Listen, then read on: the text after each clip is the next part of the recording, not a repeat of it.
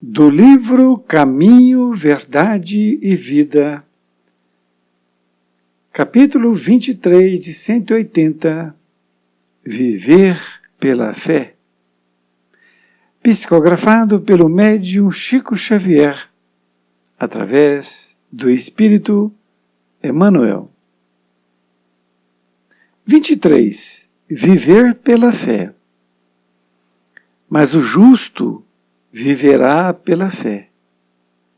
Paulo, Romanos, capítulo 1, versículo 17.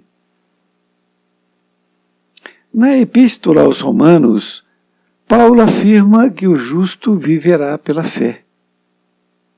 Não poucos aprendizes interpretaram erradamente a assertiva. Supuseram que viver pela fé seria executar rigorosamente as cerimônias exteriores dos cultos religiosos. Frequentar os templos, harmonizar-se com os sacerdotes, respeitar a simbologia sectária, indicariam a presença do homem justo. Mas nem sempre vemos o bom ritualista aliado ao bom homem. E, antes de tudo, é necessário ser criatura de Deus em todas as circunstâncias da existência. Paulo de Tarso queria dizer que o justo será sempre fiel, viverá de modo invariável na verdadeira fidelidade ao Pai que está nos céus. Os dias são ridentes e tranquilos? Tenhamos boa memória e não desdenhemos a moderação. São escuros e tristes? Confiemos em Deus, sem cuja permissão a tempestade não desabaria. Veio o abandono do mundo? O Pai jamais nos abandona. Chegaram as enfermidades, os desenganos, a ingratidão e a morte? Eles são todos bons amigos, por trazerem até nós a oportunidade de sermos justos, de vivermos pela fé, segundo as disposições sagradas do cristianismo. Emanuel, Pedro Leopoldo, 2 de setembro de 1948. Querido amigo, querida amiga, aqui estamos nós diante do capítulo 23 de 180, Viver pela Fé. Nesta lição, intitulada por Emmanuel, Por Viver pela Fé, ele diz que, aproveitando uma mensagem da carta de Paulo, dizendo que, mas o justo viverá pela fé. Foi anotado, então, em Romanos, capítulo 1, versículo 17. Na Epístola aos Romanos, epístola é uma carta. Então, essa carta que Paulo escrevia, porque ele já não dava conta também de ir em todos os lugares, e ele fazia uma carta, escrevia e enviava para aquela igreja, para aquela comunidade. E assim, essa foi escrita aos Romanos. Então ele diz, na Epístola aos Romanos, Paulo afirma que o justo viverá pela fé. E é verdade. Paulo está afirmando, mas o justo viverá pela fé. Mas aí Emmanuel diz, não poucos aprendizes interpretaram erradamente a assertiva. Ou seja, assertiva é afirmação. Então, não poucos aprendizes interpretaram erradamente a assertiva. Isso significa que a maioria interpretou de forma equivocada. E aí nós vamos ver aonde nós estamos interpretando de forma equivocada.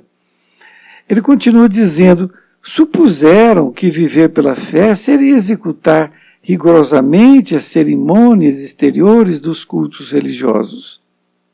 Não é? Supuseram, porque não sabia o que era fé. E aí acharam que executar rigorosamente a cerimônia exterior do culto religioso estaria, então, vivendo pela fé. Vamos dar alguns exemplos, não é? Antigamente, as mulheres colocavam aquele véu, né, sobre a cabeça. Não estamos aqui falando nada de equivocado, falando mal de uma doutrina, que é a doutrina católica, da qual todos nós viemos. Nós estamos dando alguns exemplos, não é? Então, vamos à missa todos os domingos, não é? Outra coisa, temos que confessar também todos os domingos. Então, essas cerimônias religiosas, dos cultos religiosos, a gente supôs que, fazendo aquilo, nós estaríamos vivendo pela fé e mais, seríamos salvos, não é?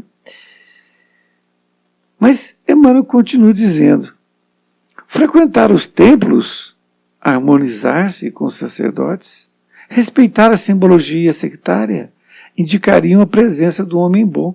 Então, nós também acreditávamos que frequentar os templos, como nós comentamos, ir aos domingos, harmonizar-se com os sacerdotes, ou estar perto deles, né?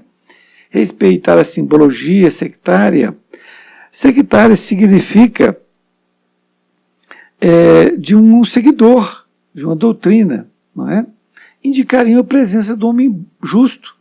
Isto é, se em fazendo isto, nós estaremos sendo um homem justo, não é? E Emmanuel continua dizendo: mas nem sempre vemos o bom ritualista aliado ao bom homem. Então, uma coisa não significa a outra. É o que ele está dizendo. Então, aquele ritualista, aquela pessoa que faz todo um ritual, não significa ser um homem bom, não é? E Emmanuel ainda continua: e antes de tudo é necessário ser criatura de Deus em todas as circunstâncias da existência. Aqui Emmanuel deu a finalização daquilo que nós temos que entender. Porque ele diz: antes de tudo é necessário ser criatura de Deus em todas as circunstâncias da existência. Então, não basta ir na igreja, não basta ir no centro espírita, não basta tomar passe, não basta fazer novena, rezar terço, não basta... enfim, não basta nada disso. Nada disto é importante. Importante é o quê? É o homem ser bom. Pois é, ele diz, é necessário ser criatura de Deus. E ser criatura de Deus é o quê? É fazer as coisas de Deus, que Jesus nos ensinou. Mas ele continua dizendo ainda: Paulo de Tarso queria dizer que o justo será sempre fiel, viverá de modo invariável, na verdadeira fidelidade ao Pai que estás nos céus. Então veja bem, é exatamente isto. O justo é sempre fiel e vai viver de modo invariável, na verdadeira fidelidade ao Pai. Ele não pode ir à igreja, ir ao centro espírita, e lá fazer todo aquele ritual e tal, e ao sair de lá, voltar a ser aquela pessoa de antes, não é? Falar da vida alheia, mentir, roubar, tudo isto está fora, porque nós não temos que fazer ou parecer um homem de bem numa casa religiosa. Nós temos que parecer um homem de bem em qualquer situação, como foi dito anteriormente. Aí, nessa outra parte, ele diz: os dias são ridentes e tranquilos? Tenhamos boa memória e não desdenhemos a moderação. Então, se os dias estão tranquilos, né, estão sorridentes para nós, que nós não desdenhemos a moderação, sejamos moderados, não é? Porque hoje está um lindo dia, amanhã pode ser que não esteja um bom dia para nós, não é? Por isso que ele pergunta: são escuros e tristes? Confiemos em Deus, sem cuja permissão a tempestade não desabaria. Então, seja um dia ridente, né, que está sorrindo para nós, ou escuros, qualquer que seja, nós tenhamos que ficar confiante em Deus e sabendo que sem a permissão de Deus, a tempestade não desabaria. Então, se a tempestade vem, é porque Deus permitiu. Não é? E aí ele continua dizendo: veio o abandono do mundo, o Pai jamais nos abandona. Então pode as pessoas te abandonar, mas o Pai nunca vai te abandonar. Chegaram as enfermidades, os desenganos, a ingratidão e a morte. Olha, então ele está colocando já outras coisas que podem acontecer conosco, né? Enfermidades, desenganos, ingratidão e a morte. Aí ele conclui, Emmanuel, diz assim: eles são todos bons amigos. O que ele está se referindo, bons amigos? É os desenganos, a ingratidão, a morte, não é? Essas coisas naturais da vida. Então, ele diz que são todos bons amigos, por trazerem até nós a oportunidade de sermos justos, de vivermos pela fé, segundo as disposições sagradas do cristianismo. Olha que coisa maravilhosa. Então, tudo que acontece conosco, seja de bom ou seja de ruim, como assim encaramos, tudo é permitido por Deus. E isto, como diz Emmanuel, eles são todos bons amigos, por trazerem até nós a oportunidade de sermos justos, de vivermos pela fé, segundo as disposições sagradas do cristianismo.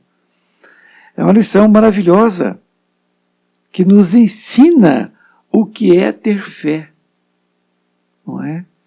Porque não nos ensinaram, mas Emmanuel está nos ensinando agora o que é ter fé. É você estar seguindo os passos de Jesus. Foi muito bom estar com você e espero encontrá-lo em próxima oportunidade. Fique com Deus.